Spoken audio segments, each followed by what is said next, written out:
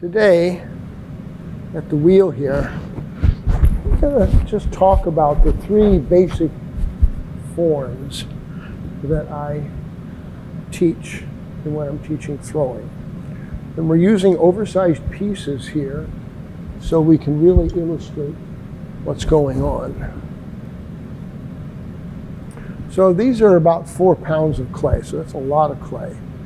We're going to make a bowl. The way I teach throwing is there are three basic forms that all forms are derived from on the wheel. The bowl, the plate, and the cylinder. And they're all centered in the same way. But it changes after they're opened, and I'll show you what I'm talking about. So in my other video, I showed you how to make these little gumdrops. And so when you come to the wheel, your pieces should be weighed out and shaped roughly in this shape. Tapered cone, round on the bottom. All you need to do is spread a little clay on the bottom, make sure it's sticky, try and get it in the center, seal the edges,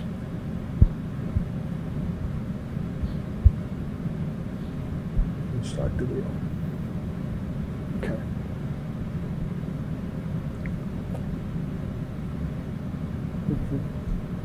I'm going to move this here.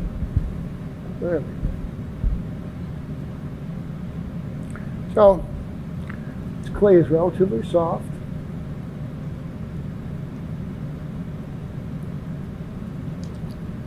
When you're centering, you need lubrication. The lubrication that you need is not from the bucket per se. What it is, it's clay plus the water from the bucket. What you want is the slip. So what you'll hear me say over and over again, if I were teaching you in purpose per person, is to wet your hands, wet the piece, wet your hands, and do the first technique. The first technique on a cone like this is always lifting up.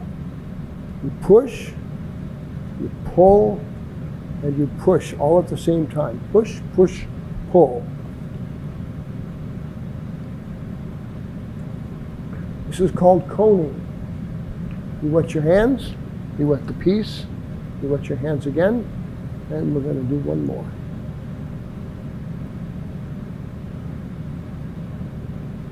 When you're centering, after every time that you center, there's this stuff on your fingers called slip.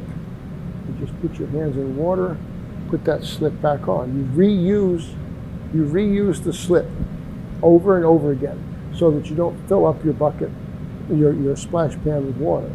People who take a sponge and spray water all over your piece are making a huge mess and wasting all their efforts, because when you spray water on your piece, it just washes the slip off. So okay, now we're done with this. Now we're going to go and take it down. So you take your dominant hand, heel, and fingertips, and you put this on top and you push. 1, 2, 3, 4, 5, 6, 7. And by this time, the clay is sticky, so you ease off, get the slip, put it back on. 3, 4, 5, 6. So you take it down in stages. And this is the part of the centering where you're actually bringing it onto center. If you look at the clay from here up, it's roughly on center, and you look at the clay from here down, it's sort of irregular.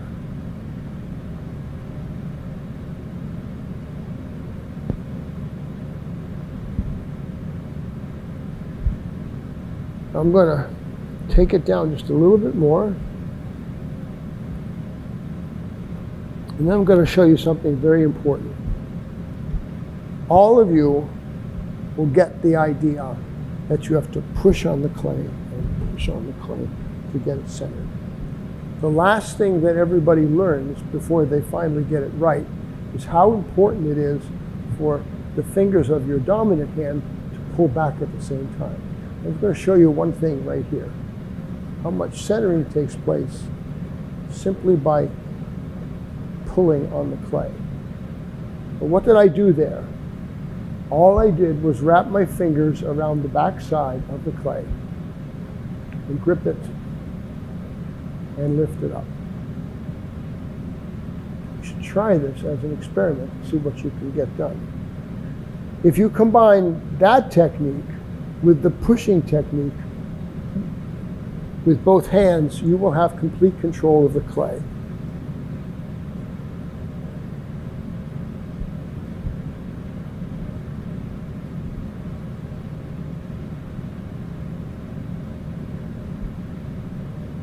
Again, over and over again, the slip just comes right off and goes back on the piece.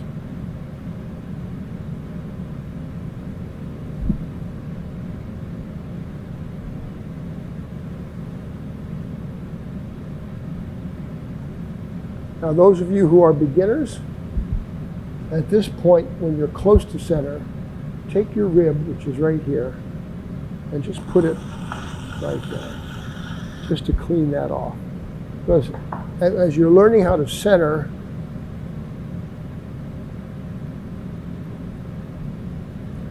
getting this little piece down here, this little bit of clay is the last thing you learn how to do. And it will throw your hand off if you don't clean it out. So in the beginning, you can use your rib to clean it out. All right, so here we are. We are at the point where this form could become a tall vase. It could become a wide bowl. It could become a plate. It really depends on what we do at this point, how we open the piece. We're going to open this to make a bowl.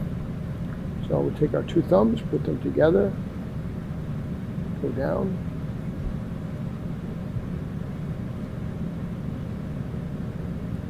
When you open, your thumbs should be together like this and then forming a little bit of an arc.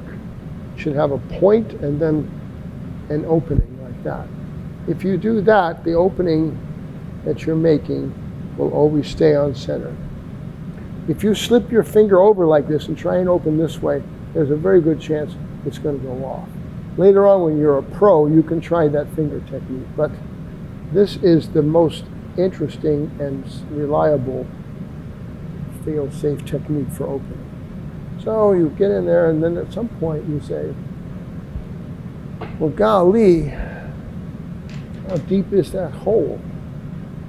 How much clay do I have left? And that's what the pin tool is for. Push that pin tool in there, run your finger down until it touches the clay, pull it out. You can see you've got almost 3/4 of an inch. So I'm going to go down just a little bit more. In most throwing, you want somewhere between 1/4 and 1/2 inch at the bottom, and that's where we are now. All right, so this is the point at which it really does become a bowl. When you're opening for a bowl, your subordinate hand is doing most of the work. In this case, it's my left hand. And all it's doing is grabbing clay and bringing it out.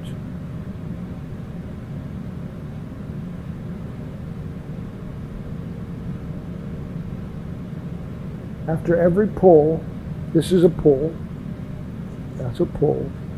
After every pull, take the clay and just compress it and dress it up. As the piece starts to develop, you slow the wheel down a little bit. So at this point, my inside hand is doing all the work.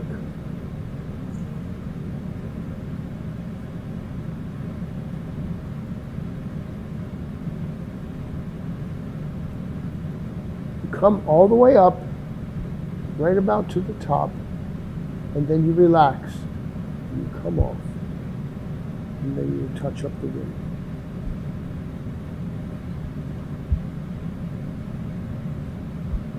Now that the piece is getting bigger and you have a lot more surface, sometimes you'll switch over to using the sponge just to gather slip and spread it out over the piece, because there's just so much surface that you have to lubricate the surface between every technique.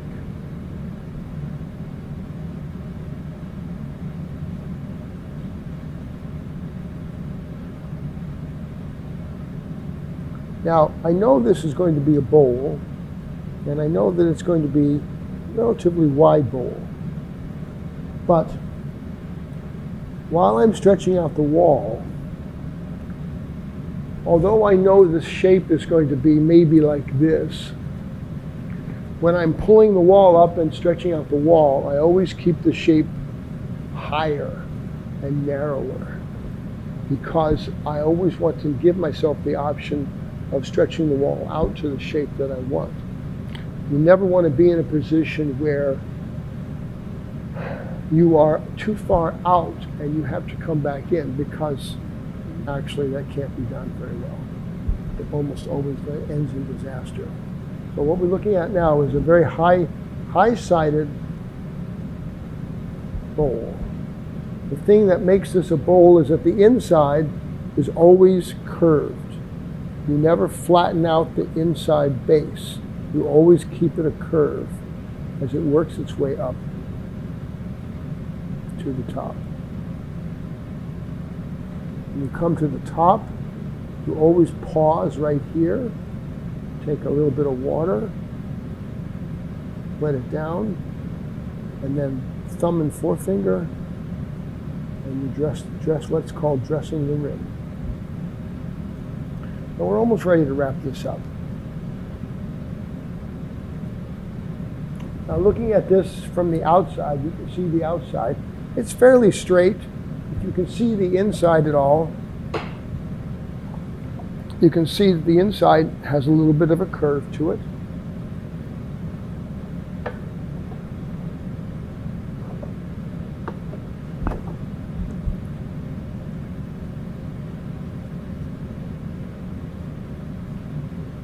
And now we're going to very gently open up the bottom of this curve into a wider curve on the bottom and stretch the wall out, but keep the wall straight and open up the inside. And once we've opened up the inside, then we'll put a curve in the top part, and then we'll be done. So we've put a curve in there.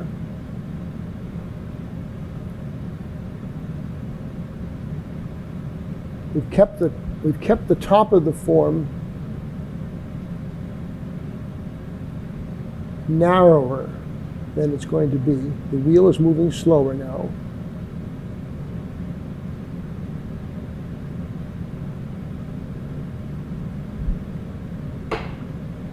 Now, if you can see this, now the inside of the form has been kind of opened up into a nice bowl shape. The top of the form still fairly straight. If you look at the side of the form, it's really, you know, could you call it a bowl? Yeah, kind of. Not really. Not a very interesting bowl. Kind of a high-sided bowl. So we're just gonna see if we can. So here's where we talk about commitment. We're going to commit now to a form. Come out here.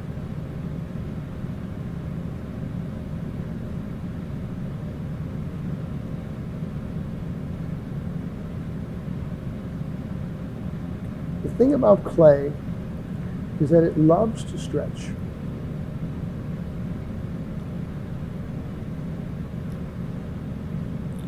It does not like to compress back in on itself. So that when you're going to make a bowl, you always make it higher and narrower than it's going to be until the last minute. And then you stretch it out into your bowl, and you have basically a bowl that's round on the outside, round on the inside, very stable and very even. Okay, so much for that.